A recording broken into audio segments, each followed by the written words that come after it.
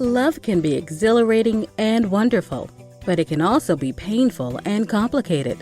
Join clinical psychologist and best-selling author Dr. David Hawkins as he reveals the truth about the good, the bad, and the ugly aspects of relationships. Listen in as he gives you practical tips for hope and healing. Welcome to the podcast, Mad in Love.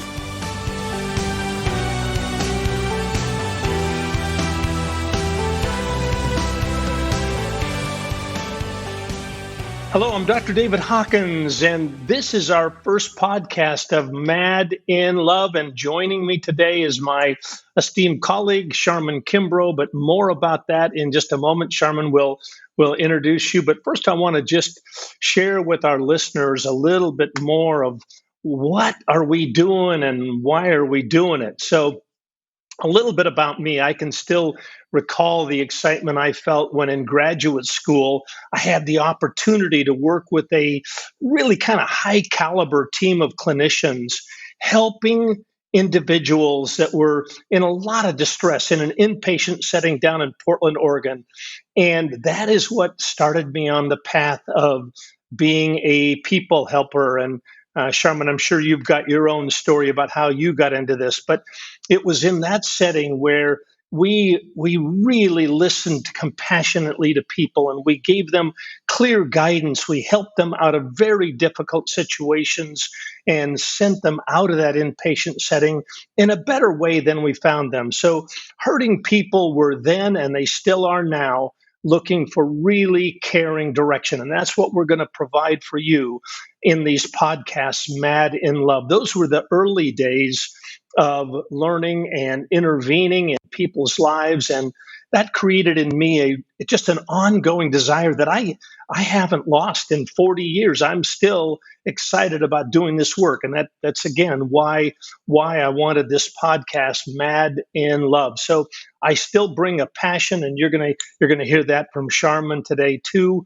I bring a passion and compassion, as she does, to hurting people. It's been a gift for me. I feel like I get more than I give when I work with people.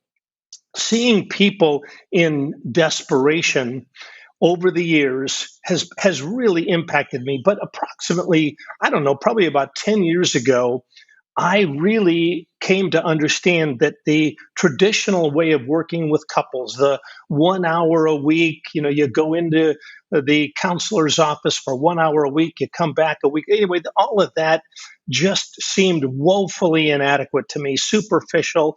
And I don't know that we really helped couples, especially when it involves ongoing issues of narcissism and emotional abuse, which is what we're going to talk about in many of our podcasts, Mad in Love. So it was probably about 10 years ago that the idea of creating Marriage Recovery Center, it was born. And through countless hours of treatment and reading and writing numerous books and talking about this topic, that I have not lost an interest in finding effective ways to intervene with narcissistic and emotional abuse. And that's what we're dedicated to do at the Marriage Recovery Center. That's why Sharmen Kimbrough has joined me. We're going to talk about narcissistic and emotional abuse and what is it and how do we move beyond that. But that's what we're doing at the Marriage Recovery Center. And we have a broad team, a broad range of education and treatment experience, and that's what we're all about. So, on that note, without further ado, let's dive into the topic. And I do want to pause and tell you that this podcast we're going to talk about emotional abuse. We're going to talk about what is it. We're going to talk about what do you do, what are some of the complications, and just all of that. And that's what the Mad in Love podcasts are going to be about, all things related to narcissistic and emotional abuse. So without further ado, let me bring on my colleague, Sharmen Kimbrough. Sharmen, tell us about yourself and what your experience with the Marriage Recovery Center and the topic of emotional and narcissistic abuse. Welcome. Thank you. Yeah, you said just a few minutes ago that you had birthed the idea of the Marriage Recovery Center about 10 years ago. And I came to work for you or with you about 7 years ago. So, Uh-huh. been in the trenches with you for a while now, just really trying to help people figure out how to find their footing through whatever the situation is that they're dealing with, but particularly within that scope of emotional abuse, narcissism, that kind of thing. So men and women, helping them to find their footing and their heading and a sense of direction and purpose and healing through the mess, no matter what it looks like. So tell us, I think the topic of emotional abuse, Sharman, is very, very complicated. Very complicated. I was talking to a couple earlier today, and I said to the woman, I think narcissistic and emotional abuse in some ways is more felt than it is seen because it can be so subtle. But how would you even define emotional abuse? Hmm.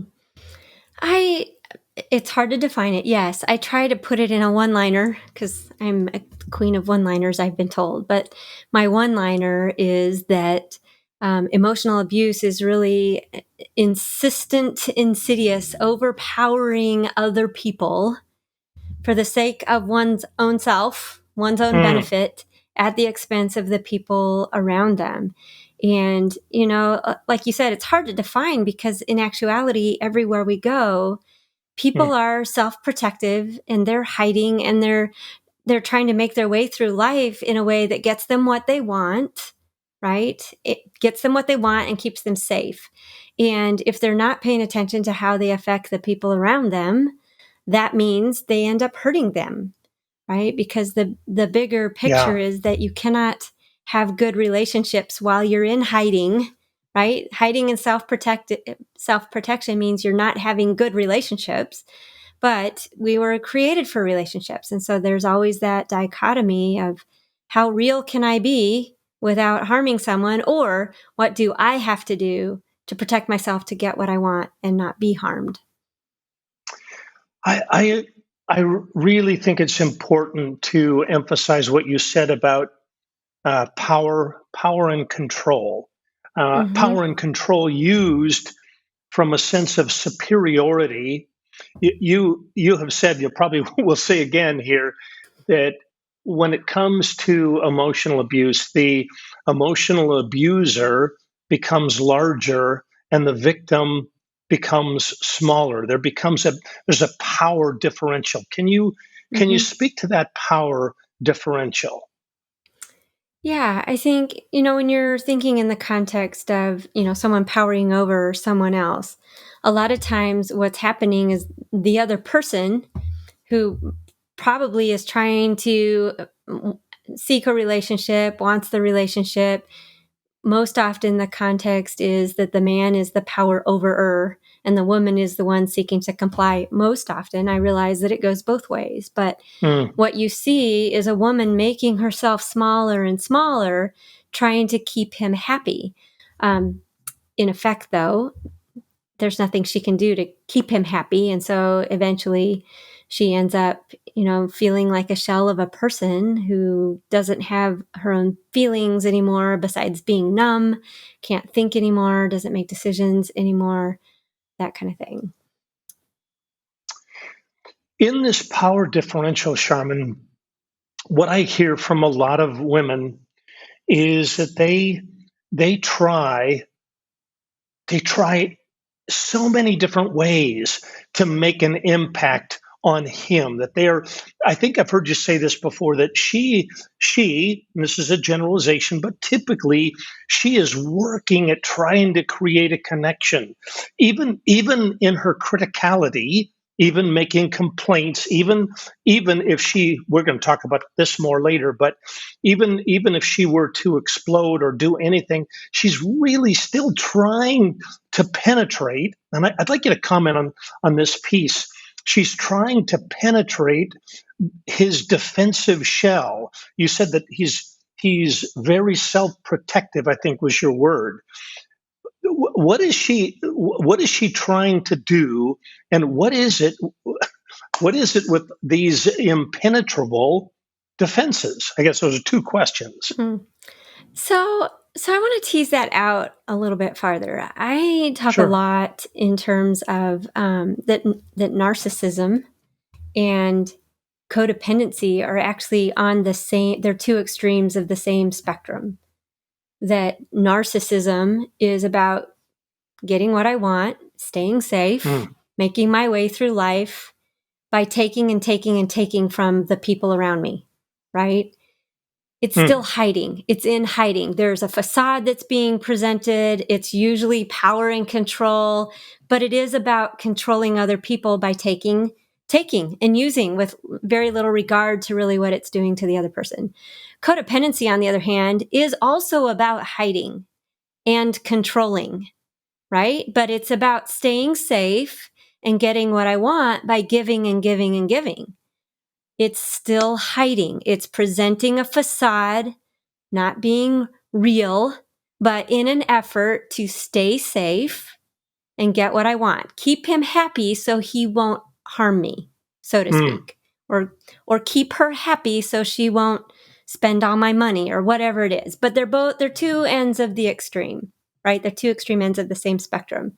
That health is something in the middle that requires two things. One, coming out of hiding, which means being real, knowing who you are and where you're going, and being able to collaborate in the context of relationships, because we are created to be interdependent, right?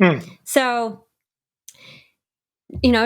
typically it is men who do the powering over because we're in a society where we're taught, men are the go-getters. They're the ones that get her done. They're driven by what they can do, right? Whereas women tend to be the more codependent because they're taught their job is to nurture and to lean into relationships, and they're the ones caretaking, right? And so stereotypically, that's kind of where it lands. Although I've met with men who are codependents, I've met with women who are narcissists. The point is, both are maintaining a facade that hides and protects who they really are, because for whatever reason, whatever trauma they've had in their life, they've learned it's up to them to protect themselves and get what they want out of life, right? So I don't know if that answered your question, but Yeah. So this issue about hiding, this self-protective, these defenses. Can you speak to? I think the second part I was asking about the impenetrability. It's a big word. The impenetrability. She is trying to make contact with him, even in her complaints, even in all of her energy. She's really trying for connection. And he, in his, you know that I use the word emotional immaturity, that narcissism in many ways is emotional immaturity. So instead of seeing her bid for connection as a bid for connection, he perceives it as a threat to his offense. fragile ego. And there it goes again. Then the defenses come up, and then he wounds her even more. She's trying for connection. Speak to that, the trying to penetrate defenses, and the utter it just doesn't work, and she's left even more wounded. Yeah, I think, again, when people are trying to get what they want out of life and are afraid, maybe not necessarily afraid, but also haven't been taught how to build a connection, when someone is beating down the door, so to speak, to get in, and they're not able, don't know what to do, are afraid, feeling self-protective, instead of leaning into, oh, here's a simple thing we could fix if we could just talk about it, they more naturally lean towards not going to talk about it, but I'm going to, dig my heels in why I'm doing what I'm doing. Because a couple of things I think impact that. Lots of nuances here, but a couple of things. One is free will. Like when people feel coerced to do something. So a woman is trying to, drag a man into a relationship, for example. it kills the desire. It takes away the meaningfulness of it. It ends up destroying it, for example, because there's not that free will piece in there. And yet we act in ways that resist anyone trying to tell us what to do. So both ends of the spectrum feel controlled in so many ways, right? Because there's that dynamic of being told what to do, or just not having their no mean no, right? Because they're immature or whatever it is. So it's impenetrable because there's pride. There's, that pride that says no one's going to tell me what to do. And there's that pride that says I cannot be wrong. And again, I think that goes back to self-protection too. I cannot let anyone see how much of a mess I am inside, whatever the shame is, or whatever the immaturity is, or whatever it is. I can't let anyone see that. So instead of addressing an issue, even simply being able to say, I don't know what to do with that. I don't know where I'm going. Let me stop and ask directions, right? There's something so hard about that makes it so that instead of it becoming something where they're working together on a relationship, they both end up digging in their heels, doing what they're doing. To what end? I don't know. That's why they end up here, because they need us to help them figure out some new steps.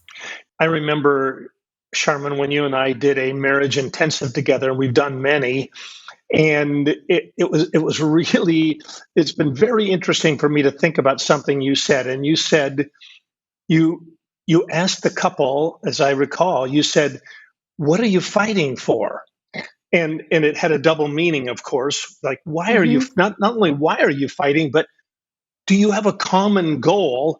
And of course, unfortunately, with that couple and with many couples, they weren't working together. Largely, while it can be co-occurring and co-created, many times he, as you've been saying in different ways, he is so self-protective.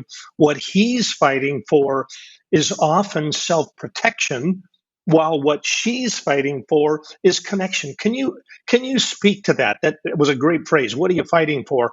Speak to where they've got different agendas.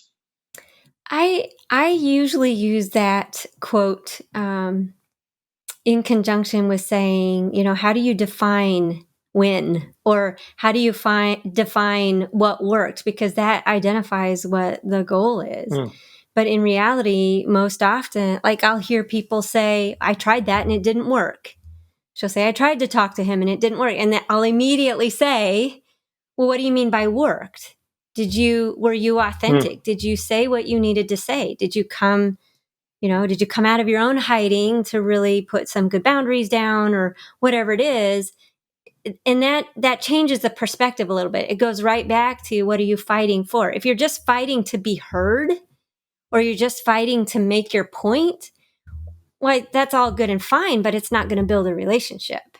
Yeah. Right. And so you've got to be able to be fighting for there really to be understanding, collaboration. I prefer to use collaboration rather than compromise, because while technically there's the same kind of thing, collaboration sounds way more proactive, so way more optimistic. So, what are they doing to collaborate? If they can't get to that point, they don't know what they're fighting for to provide collaboration, well, then we're not building a relationship. So when either one of them, one or the other, is fighting for something that is just about being heard or getting their way or whatever, that just tells us, we need to redirect what we're doing, even in a counseling setting. We need to redirect so that we can get on the same page. Would you go so far, Sharmen, to say that the astute listener, the pastor, the counselor, whoever, if they're listening astutely, do you think that the astute listener can discern what they are fighting for? Can the discern counselor, pastor, people helper, can they discern, wow, she's fighting for connection and he's fighting for self-protection? Can that even be a hallmark of, kind of watching what's really happening? Yeah. And I think it takes paying attention to how both of them are using language. because how they're talking about things tells you where they believe the power and control is and really what they're looking for. So they might not necessarily be speaking out loud what their goal is. But I think for us as people helpers, we can see it. And actually, a lot of the goals are really common. So in dysfunction, the goal is just to be heard and for something Yeah. to be changed. But that in and of itself doesn't necessarily lead to connection. And so our role as people helpers is to say, well, that's a good and fine goal to be heard and for things to be changed. But ultimately, we're trying to build a relationship. So how do we get the goal to be not just those two steps to be heard and to have something change, but that goal of how do we actually build a space where the two of you can connect together, not in hiding. Again, healing, Yeah. recovery Yep. requires authenticity. You have got to be able to see inside each other. And so letting that be a goal. But yeah, back to your question, for people helpers to see that, yeah, we can hear it in their language. Who feels small? Who feels big? What is the point they're trying to get across? And then what is under that? Because most often it's way safer to point to what's not working than it is to ask for what you want to have be different, because that feels vulnerable. But that's the point we need to Yeah. get to. I want to bring up another aspect. You know that I've talked about this and I've thought a lot about it. It's another aspect that I see as part and parcel of emotional abuse. And it really ties in. All of these concepts weave together so nicely. And you're doing a great job, Sharman. You really have a lot of skills with this. And Thank I'm you. sure those that watch this podcast, listen to the podcast, are going to determine that. Another part and parcel aspect of emotional abuse is failure to take responsibility. Our Mm, colleague, this Natalie Hoffman, uh, who writes and speaks a lot about narcissism and emotional abuse, says that emotional abuse is failure. Part of emotional abuse is failure to take responsibility for wrongdoing. What I have said in one of my videos is the inability of a man, and of course it could be a woman, but the inability of a man to sit with healthy shame and healthy remorse. And I'm not talking about being a shameful person, but to sit with that godly sorrow. What mm-hmm. role do you think failing to take responsibility for wrongdoing, how does that weave into this topic of emotional abuse and the topic of hiding and so on? Can you speak to that? Yeah, I think, being authentic, coming out of hiding does require acknowledging our own depravity, right? Hmm. But to acknowledge I've done wrong, it's huge. It's hard. It's huge. I think that's, the number one step of surrender to God is acknowledging our own depravity. And so if there's not Hmm. that element in a person's life, imagine how difficult it is to acknowledge that to your spouse one way or another. So there is that piece, but it's in essence, it's kind of that surrender that I am a mess and that's normal. Hmm. Do I want to hide in my mess and, put all the responsibility on the other person? Or do I actually want to do something different to learn and to grow, which is our right and our responsibility as human beings to take charge of our life, to learn and to Hmm. grow, to mature. A lot of the elements that we're dealing with that we call narcissism and emotional abuse and temper tantrums and all that are really about emotional immaturity. And Yeah. immaturity is, it's everyone else's fault. Immaturity is, I get to do whatever I want to do and I don't have to pay anything for it. I don't have to take responsibility. Mom will bail me out or dad will bail me out, that kind of thing. Hmm. So there is that piece of it there where it's so hard to just acknowledge, to own, I did something here that wasn't healthy. Even if Yeah. you're the victim, like as a victim, it's hard to acknowledge that too, because as a victim of emotional abuse, how you respond, even if you respond very poorly in those places, it's a natural response a normal response to abnormal behavior. But normal responses to abnormal behavior are in and of themselves often very abnormal, right? They're dysfunctional. They don't work, but because they're self-protective. So even for both sides to acknowledge who they are and where they're going and just owning their own place in this is really hard. Like, there is a piece there where at the end of the day, I am responsible for who I am, whether it's as the perpetrator or the victim. So I think it's hard either way, because again, we are so self-protective. And then that self-protection puts us acting in ways that are not conducive to building relationships. Yeah. So I want to shift and talk about something else that we talk about a lot at the Marriage Recovery Center. The topic is boundaries. And I want to just remind everybody, and I know you know this too, Sharmen, that these women have gone to this man in an effort to create connection, in an effort to bring healing to this troubled relationship. She's read all these books. She's signed up for so much counseling. She's worked. She's done what I call over functioning. But I don't fault her for that. That's just a normal response because she's really trying to have this connection. He has defended himself. He's gone into hiding.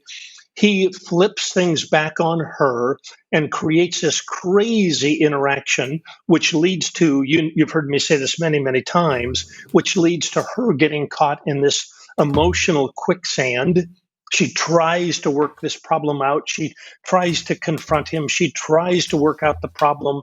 And because he won't really own his issues, he won't take responsibility, he flips all this stuff back on her, da da da da. Now, then you bring up this topic. Well, she needs to have good, clear, firm boundaries. And I'm telling you, Sharmen, you and I both know she's looking at you and I and going, are you nuts? This is not going to work. I've tried boundaries. And anyway, so please share with us, how in the world do we weave boundaries into this complex, did he say complex? Dynamic. What role do boundaries play in this messy, complex, difficult situation? Yeah, I have a lot of people say to me, I've never had any boundaries. I don't know how to use boundaries. What is a boundary? That kind of thing. Again, both sides of the fence. They're like, I'm not going to put boundaries in place. But I think it requires really understanding what boundaries are. We like to think of them, we're taught to think of them, I think, as, rules on other people about what those people can do to us. But in reality, that's not a boundary because you can't control the other people. Saying it that way, stating it that way requires that person know your boundary and do what you've asked of them, right? But a boundary is actually more like, I use the analogy of a guardrail. It's more like a guardrail that you use to define the space that you're going to operate within on the road you want to be on. So it requires knowing what kind of person do you want to be? What kind of person, what kind of people do you want to hang out with? What kind of space do you want to be in? And in reality, everyone has been taught boundaries, right? Like, they know when they're around their parents. I agree with you on that. Say that again. Everybody has been. Yes, follow me here. Our parents taught us that if we wanted to be around them, if we did not want to get backhanded, there was a certain way we had to talk to them. And so in some regard, that's a rule. But in another regard, that's my parents saying, I am not going to raise children. I'm not going to be in the space of children who are backtalkers. Right? So we were taught boundaries. Elementary school. We hung out with the people we like to hang out with because our boundary, whether we thought of it in those terms or not, was, I'm not going to hang out with someone who doesn't treat me nicely. But we didn't go to them and say, I'm only going to hang out with you if you treat me nicely. It was just in our heads. We learned that. but to what extent is the question. So again, bringing it back to the context of the relationships that we work with, I think thinking about a boundary puts a victim in that place to have to own her space or his space, right? And that's hard because it's actually not, it's not a power tool. It's not something now that you use to power over the other person or join the power struggle, right? Which is what it feels like. If I put a boundary, now I'm in this power struggle. If he doesn't honor it or she doesn't honor it, now I have to come up with these consequences. And that's just a power struggle again. But if we think of it in terms of, in actuality, I have to own my space. What do I do to be responsible for how I act, how I talk, who I hang out with, who I make room for, right? So it's just shifting that definition just a little bit to make it a more usable tool and not a weapon in the power struggle. You just used a really important phrase that I want to make sure everybody catches. You didn't use two words together that I want to put together, and I think you'll buy this. Personal responsibility. Mm-hmm. It's a difficult concept because my definition, Sharmen, of personal responsibility is I have to own what's happening in my life right now. I am here. This is now. She, he is the way they are. What do I now want to do about this? And it's so easy when you feel victimized. It's so easy to shift into feeling like you have no power, no influence, no, boundaries are he won't honor the boundaries, da da da da da.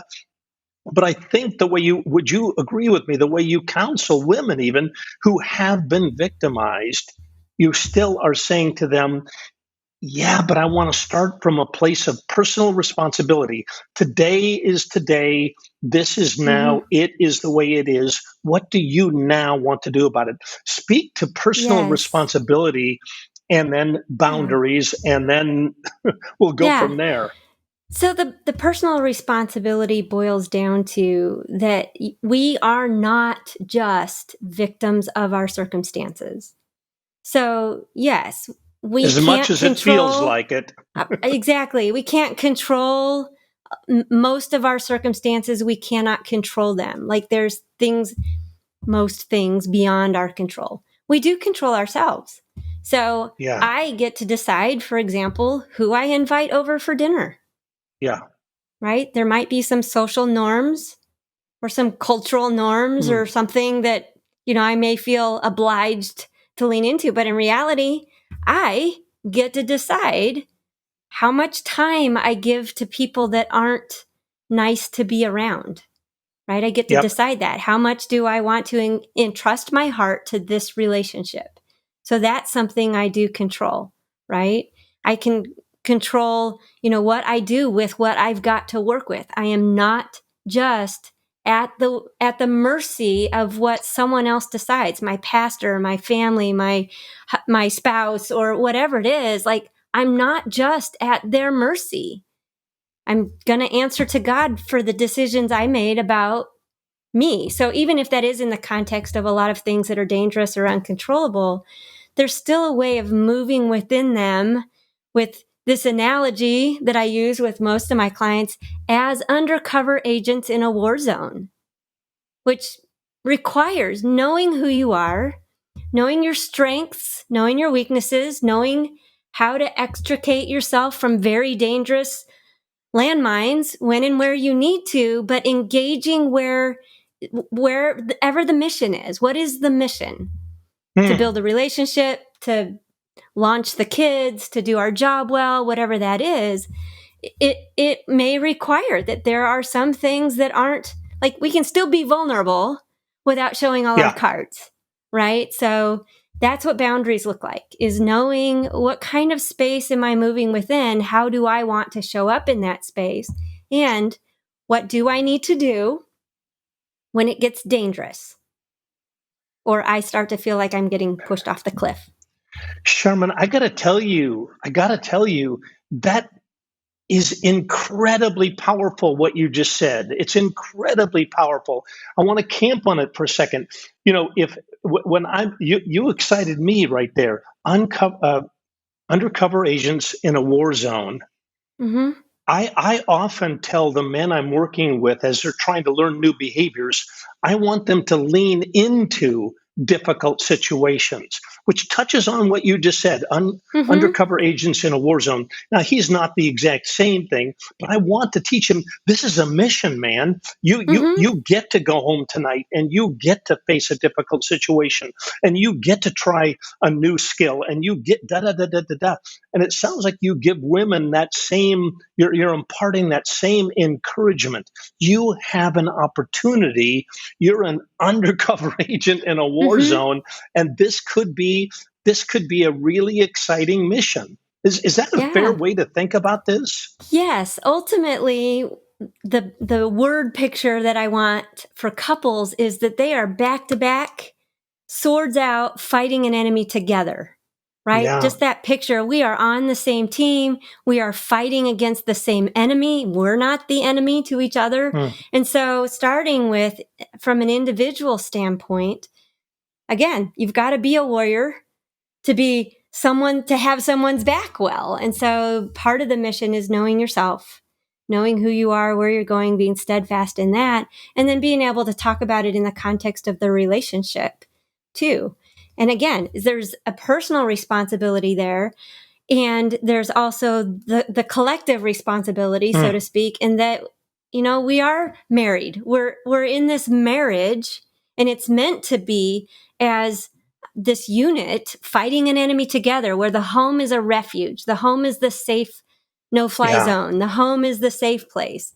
And we have that so upside down because we have the enemy making sure we don't connect and can't be vulnerable because it Hmm. feels so unsafe and we don't have the skills to interact. But yes, I'm for both sides. I say step into the hard stuff because at the end of the day, that's what's meaningful.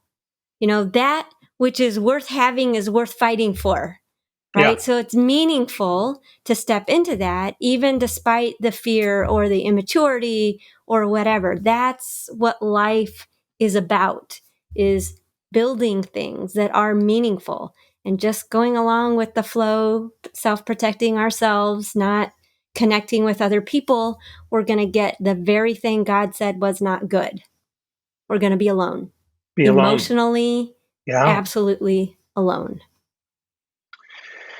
I have stolen another tool of yours, Sharman, I must confess. So this is a public confession that another Okay. another one of your tools that I love, that I want everybody to grab a hold of, is the if anybody else tool. Let Mm-hmm. me set the stage here.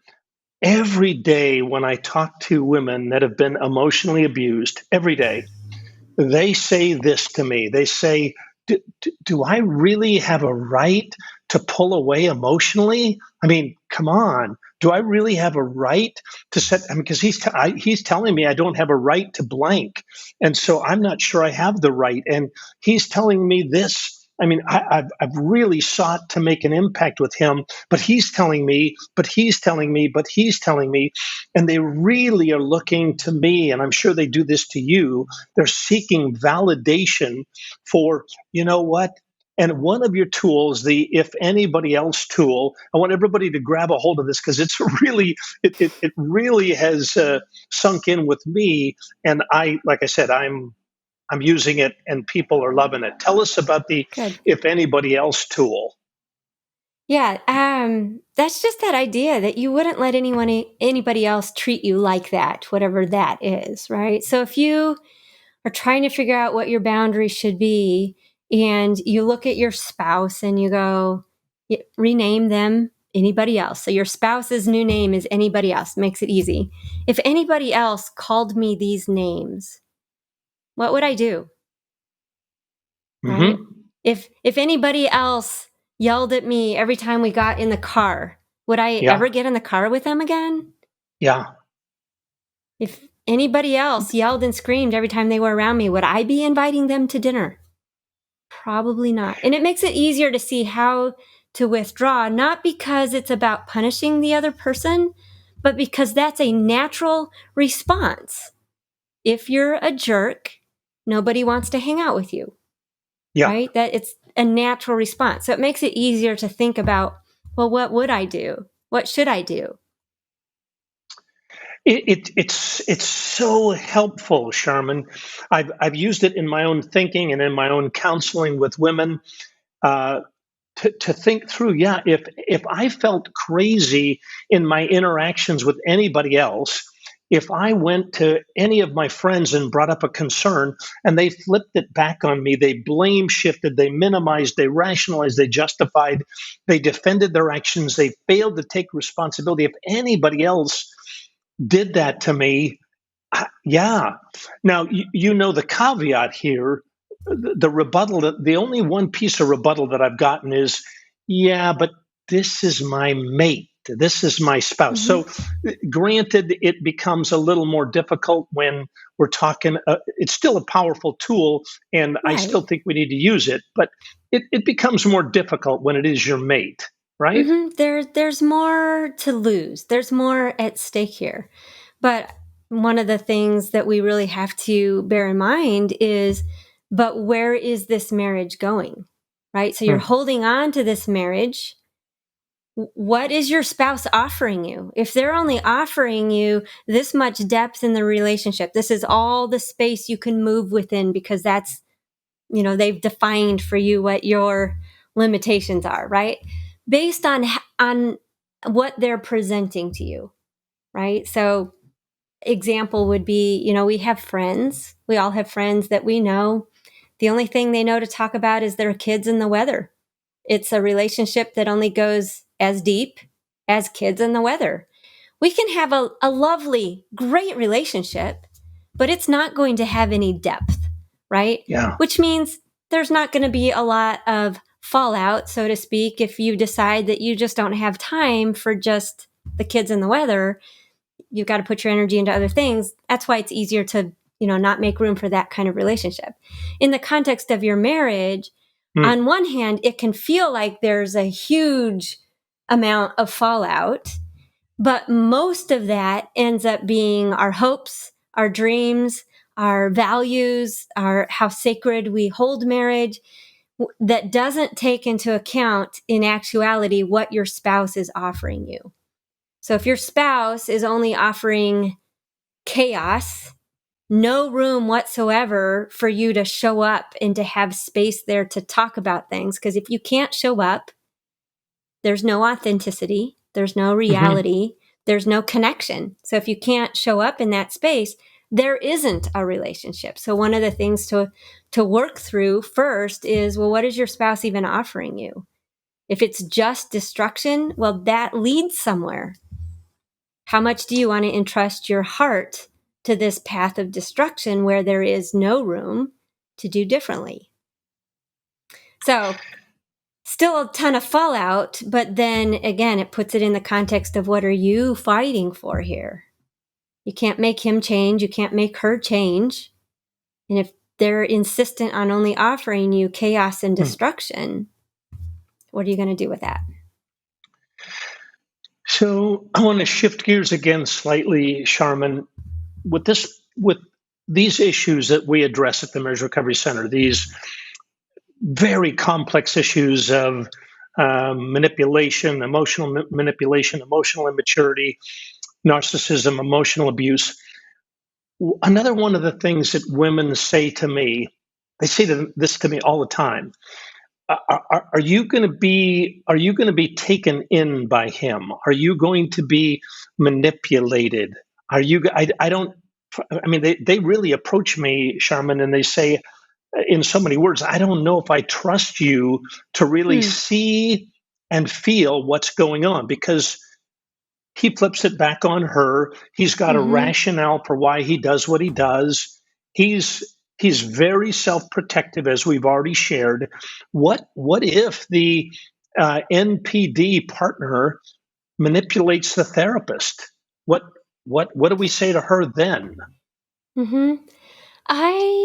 I will often say that yes, he probably will manipulate try to manipulate. He will probably spin the story that makes him look good and you look bad, right? That is a reality.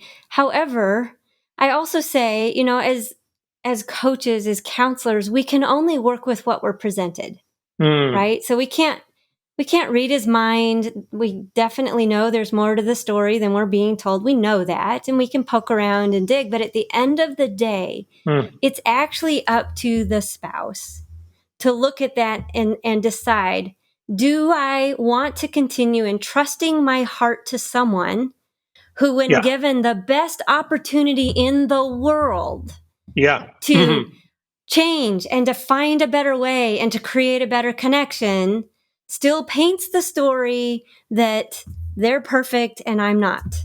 Like, there again, that actually is presenting no room for there to be collaboration. And so I put the weight of responsibility on that spouse to decide, what do I do with that? But it is hers to decide, because we can't make people change. All we can do is interact with them in the story that they bring to us, knowing there's more there, so we know how to poke around.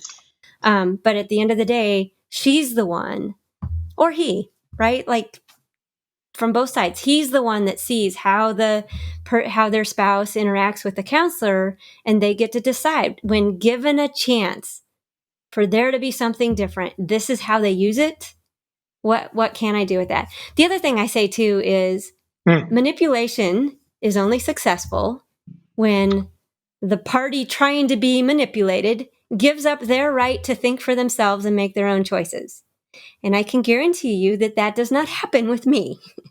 I do not give up my right to think and make my own decisions about things. Yes. Could I be misled? Yes. Could I be deceived? Yes. Abuse thrives because of the capacity to deceive. So I could be deceived. I am not going to be manipulated, however, because I don't have a vested interest in this relationship, other than my job is to help them think through what they have going on. And so it still boils back down to the spouse looking in to say, when given the opportunity for there to be real hope and change, what do they do with it? Because that's telling you what that person is offering to the relationship. And I think that's so important, Sharmen. And I think I say this to women and to couples. I say, if you show up in counseling again and again and again and again, and if I get a sense from you folks, if you come and really show up in any way, shape, or form, I am going to get a sense about what's going on. Mm-hmm. Can you speak to that? That if a couple will show up, you can say to both of them, but you can reassure the woman, we will feel, see, experience emotional manipulation, narcissism, emotional abuse. It will show up in some form or fashion in the counseling. And so we won't be, over time, I don't see us being deceived or confused even. We will see what's happening. Is that right. Your experience? Yes, because our goal is always to build a context where we can collaborate on building the relationship. So anything getting in the way of collaborating on building the relationship is a problem. It makes it really easy to see where someone's not following through with something, or where there's deception, or like, it makes it really, really clear when the focus is the point. The point is we're trying to build a context where you can collaborate together on what you want this marriage to look like for the two of you to connect and thrive back to back, swords out, fighting the enemy together. Sharmen, we need another 2 hours, but we don't have it. So I want to bring up one more part in our podcast today. There's so many things. This happens every time you and I talk. We could go in so many different directions, but all about emotional abuse, narcissism, and what it takes. Speak in just a few minutes here about what role does religion play in the healing process. Huge topic, huge opportunity to be abused and misused, but also an opportunity to be used well. Yeah. So I make the distinguishment between religion and spirituality. I think religion is the doctrine that we follow, the religious practices, the behavior that we follow in order to worship spiritually, to be, just the behavioral aspects of it. But spirituality in and of itself, we are spiritual beings. So whether we think about God or not, or what we think about God, is a part of who we are. So we're driven by our spirituality, whether we think so or not. So it is a piece of it. And I think if we can really dig down deep, the center of our soul is a spiritual thing. If we can dig down deep and work within that space, like, we can get a lot of work done. And that's often the piece of ourselves that we're the most protective about as well. So I think it's different than religion.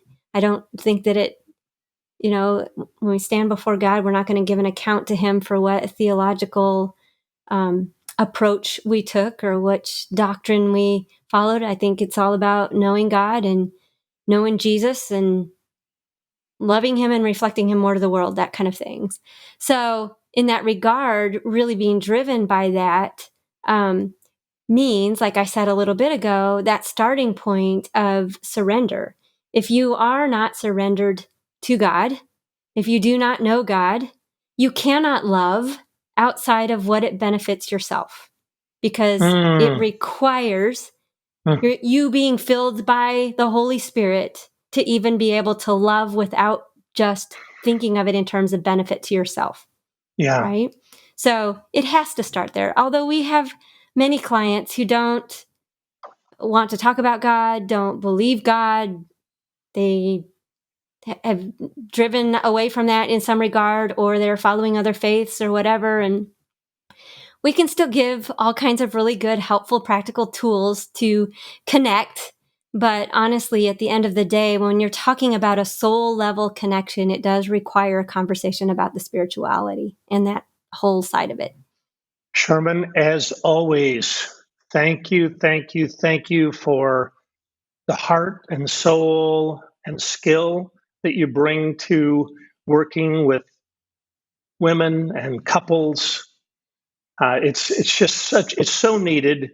The world needs people like yourself who understand emotional abuse, who understand this complex problem, and can bring light and healing to couples and individuals who are willing to seek it. So thank you so much for being on our first podcast of Mad in Love. Yes, thank I you for having appreciate me. you. All right. Thanks. Well, this is a sampling of what we're about and what we're going to offer you in the days and weeks and years ahead in Mad in Love.